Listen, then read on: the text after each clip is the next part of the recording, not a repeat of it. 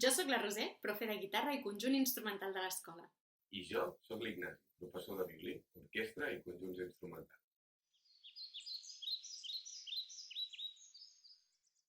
A l'escola hi pots tocar molts instruments diferents. El piano, la guitarra, el violí, el violoncel i la viola, o el clarinet, la flauta travessera, la trompeta, el trombó, la bateria, percussió, contrabaix.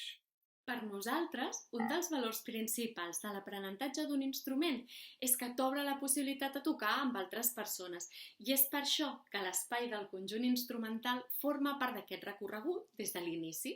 Tocar un instrument et permet descobrir músiques diverses, de tots els estils.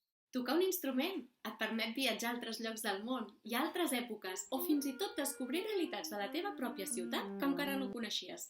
Investigar tot allò que envolta les músiques, sobretot les persones que la fan possible, et permet conèixer millor el teu propi món. En resum, tocar un instrument et permet conèixer més a tu mateix, trobar-te i gaudir de la música. També et permet moments d'intimitat i moments de comunitat espectaculars. I ja ho saps, si vols estar al dia de totes les novetats de l'Escola Municipal de Música de Mataró, subscriu-te al canal.